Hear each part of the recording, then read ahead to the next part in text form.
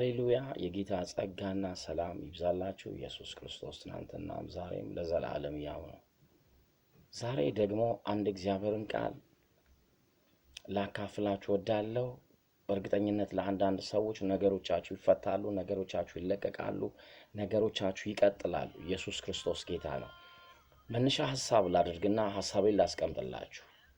በእምነት ለምትቀበሉ ለእናንተ ግን ከዚች ሞመንት ጀምሮ እግዚአብሔር በየትኛውም የህይወት ስርዓታችሁ ላይ እንግዳ ነገር ይሆናል። አንድ ነገር ልበላችሁ፣ እግዚአብሔር እናንተን ያስጀመረውን ነገር ሰው አያስቆመውም፣ ጨለማ አያስቆመውም። የትኛውም ሟርተኛ፣ የትኛውም ደጋሚ፣ የትኛውም መተተኛ፣ የትኛውም አስማተኛ የእናንተን መንገድ አይነካም፣ አያስቆማችሁም። እስቲ ሐሳቤን ላስቀምጥላችሁ። በዮሐንስ ወንጌል ምዕራፍ 11 ቁጥር 41 ላይ መጽሐፍ እንደዚህ ብሎ ይናገራል። ኢየሱስ በሚያገለግልበት ጊዜ መለኮት በህይወቱ ላይ ካስቀመጠው ክብር የተነሳ በብዙ ሰዎች ህይወት ውስጥ የመለኮትን ብርሃን የለቀቀ ኢየሱስ፣ የእግዚአብሔርን ስም ያጎላ ኢየሱስ፣ ለድህነታችን ለክብራችን ምልክት የሆነ ኢየሱስ፣ የሞትን ቀንበር የሰበረ ኢየሱስ፣ ለፈውሳችን የተገረፈ ኢየሱስ፣ ለበረከታችን እንደ እርግማን የተሰቀለ ኢየሱስ እንዲህ ብሎ ተናገረ። ድንጋዩን አንሱት። ኢየሱስም ዓይኖቹን ወደ ሰማይ አንስቶ አባት ሆይ ስለ ሰማኸኝ አመሰግንሃለሁ። ሁልጊዜ እንድትሰማኝ አወቅሁ። ነገር ግን አንተ እንደላከኝ ያምኑ ዘንድ በዚህ ዙሪያ ላሉት ስለ ቆሙት ሕዝብ ተናገርኩ አለ። ይህንም ብሎ በታላቅ ድምፅ አልዓዛር ሆይ ወደ ውጪ ና ብሎ ጮኸ።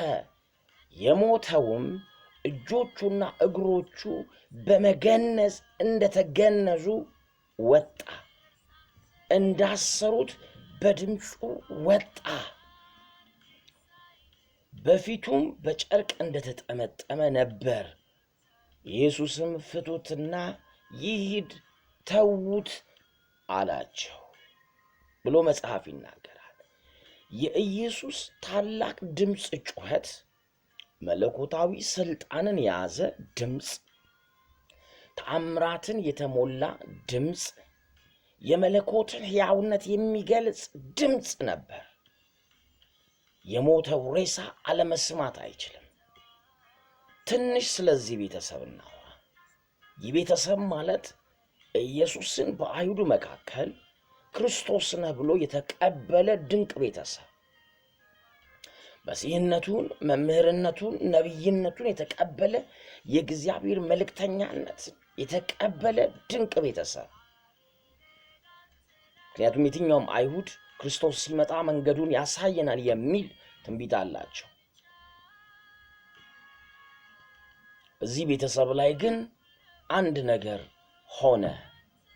መቼም እግዚአብሔር ሰዎችን እየገደለ ትልቅነቱን ለማሳየት የሚያስነሳ አምላክ የለም። ምክንያቱም ሞት ራሱ የእግዚአብሔር ውጤት አይደለም። ሞትን በሞቱን የሻረው፣ ሞትን በሞቱን ያሸነፈው። እዚህ ጋር ማወራችሁ ነገር መጽሐፍ የሚነግረን አልዓዛር በተቀጠሉለት ዕድሜዎች ውስጥ ምን ያህል ኖረ፣ በምን ያህል ዕድሜው ሞተ ብሎ ያስቀመጠልን ነገር የለም። ግን ዕድሜውን ዘመኑን የቆረጠ እጅግን ገብቶ ነበር። ያጨነገፈ እጅግን ገብቶ ነበር። ኢየሱስ ጭንገፋውን ነው የሰበረው። ዛሬ ነግራችኋል። ነገር ጀምራችሁ የሚበላሽ ሆፕለስ የምትሆኑ ሰዎች እግዚአብሔር የእናንተን ነገር ያስቀጥለዋል። አልዓዛርን ግን ናውጣ ነው ያለው። እንዳትረሱ ገንዘውታል፣ እጁን አስረውታል። መጽሐፍ ስለ እጅ ሲነግረን ስለ ኃይል ነው የሚነግረን። እንዳይራመድ እምነት አልባ እንዲሆን ፕሊዝ አንዳንድ ሰዎችን ብትለዩአቸው ጥሩ ነው። እናንተ እግዚአብሔር አጀንዳ ያለባችሁ ሰዎች፣ እናንተ የመለኮትን ትንቢታዊ ድምፅ በእምነት የተቀበላችሁ ሰዎች፣ መንፈሳዊነታችሁን ከሚመቱ መንፈሳዊነታችሁን ከሚያጨነግፉ ተለይ። እግዚአብሔር ድንቅ ነገር የሚያደርግበት የመጨረሻው ሲዝን ላይ ነው ያለነው። ለዛ ቤተሰብ አልዓዛር ሸቷል። የእሱ ነገር አይቀጥልም። ኃይል አልባ ሆኗል። አይራመድም። ተገንዟል። ከምድር አስወግደነዋል። አሉ ብራዛ ካታስ ማሎዜንታ ፕሮቫኒያ አሉቫኖ ሶፕሮማንታ። እኔ ለአንተ ዛሬ በኢየሱስም በእምነት ለምትሰማ እናገራለሁ። እግሮች አይታሰሩ፣ እጆች አይታሰሩ። አንዳንዶች አላችሁ ክርስቲያን የምትመስሉ የሆሊ ስፒሪትን እንቅስቃሴ በምድር ላይ ለማጨንገፍ ታጥቃችሁ የተነሳቸው ቢኬርፉል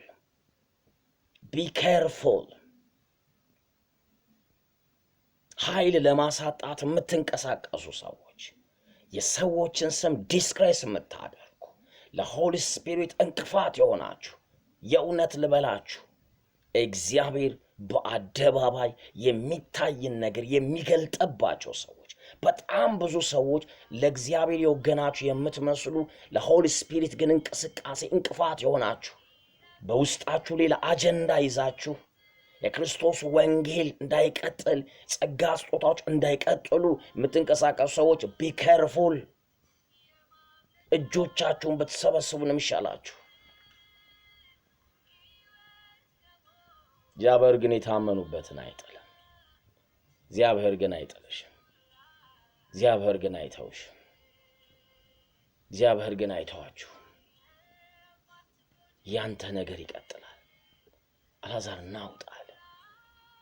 ፍቱት፣ ልቀቁት፣ እስቲ ይሄዳል፣ እስቲ ይንቀሳቀሳል፣ እስቲ ይታያል። ይገርመኛል 12ኛው ምዕራፍ ላይ መጽሐፍ ሲናገር እንደዚህ ይላል። ቁጥር 9 ላይ አልዓዛር ጋር ግብዣ ተደርጎ ኢየሱስ ባለበት ቦታ መጡ። እነዚህ ፈሪሳውያን ይገርሙኛል እኮ መጽሐፍትን የሚመረምሩ አንድም ሚራክል በሕይወታቸው ላይ የሌለ አንድም ፈውስ በእጃቸው ማያልፍ ግን መጽሐፉን ማወቅ ከኛ ውጭ ወደ ውጭ የሚሉ ክራይስትን እንኳን ሊያስተምሩ የሚቃጣቸው ደፋሮች። እንዴት ነው መጽሐፍ እያነበቡ ኢየሱስ የሚደበዝዘው? እንዴት መጽሐፍ እናውቃለን እየተባለ እንዴት የሆሊ ስፒሪት እንቅስቃሴ እንዴት ዶርማንት እንዲሆን ይደረጋል? ጠይቅ፣ ራስህን ጠይቅ። እግዚአብሔር በመንፈስ ቅዱስ የልጁን ሥራ መግለጥ ይፈልጋል በቤተ ክርስቲያን። እግዚአብሔር የብዙዎችን እስራት መፈታት ይፈልጋል። ግን አነፍናፊዎች ናቸው፣ ለመግደል የሚሮጡ አሉ ባባ።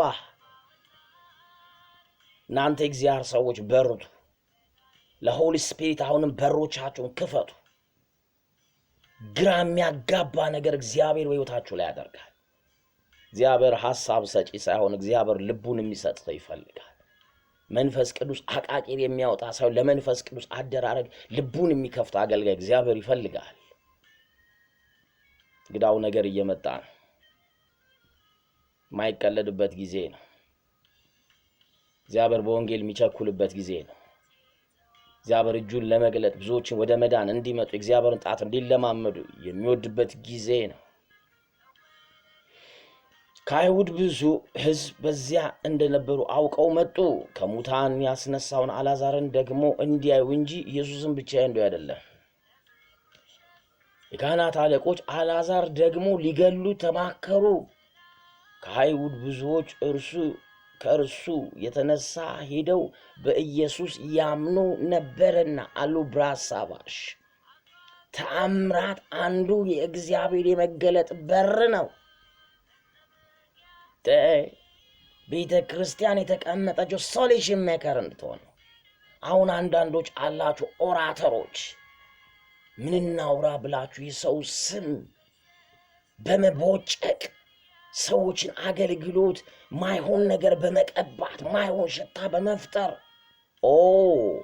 ዋጋችሁ ከየት ይሆን? እንዴት አይነት ቀልደኞች ናችሁ? ግን እናንተ እግዚአብሔር ሰዎች የእናንተ ነገር አይያዝም፣ ኃይል አያጥራችሁም፣ እግራችሁ አይያዝም፣ ትሄዳላችሁ። የእናንተ ነገር ጥሩ ጠረን እንዳለው ይታወቃል። የአልባስጥሮስ ሽቶ አምጥታ በኢየሱስ እግር ስር ሰበረችዋል። አካባቢውን አወደችው። ታውቃላችሁ፣ የሆሊ ስፒሪት ጠረን፣ የመለኮት እጅ ግልጠት በሌለበት መለኮታዊ ብርሃን ማየት አይቻልም። እግዚአብሔር ግን ተአምራትን ያደርጋል። ማትያዙ ሰዎች፣ ማትታሰሩ ሰዎች፣ ማትቀንሱ ሰዎች አያችኋለሁ። እየጨመራችሁ የምትሄዱ ሰዎች፣ እናንተ ልባችሁን በእግዚአብሔር ያጸናችሁ ሰዎች በምንም አይነት ሁኔታ ትያዙም፣ እግዚአብሔር ተአምራን ያደርጋል። ምክንያቱም የአልዓዛር መነሳት ለብዙዎች የማመን ምክንያት ነው የሆነው። ለብዙዎች በር የመከፈት ምክንያት ነው የሆነው። ግን የሚገርመው ደግመው ሊገሉት ይፈልጉ ነበር። እኔ ልበልሽ ማንም በመሃል ላይ ሊቀጭህ አይችልም። እግዚአብሔር በሕይወታችሁ ያለውን ተአምራት ያደርጋል። የኔ ነገር ተለቋል፣ የኔ ነገር ተፈቷል፣ የኔ ነገር ተአምራት የተሞላ ነው ብላችሁ አውጁ። ዳንዶች አሉ ደግሞ ሰነፎች፣ ኔሚት ክሌሚት ብለህ ሙድ የምትይዝ ደፋሮች ናችሁ። መንፈሳዊ ዓለም ከድምፅ ጋር የተገናኘ ነው። አመንኩ ስለዚህም ተናገርኩ ነው የተባለው። ተናገሩ። መልካሙን ቀን ሊያ የሚፈቅድ ማን?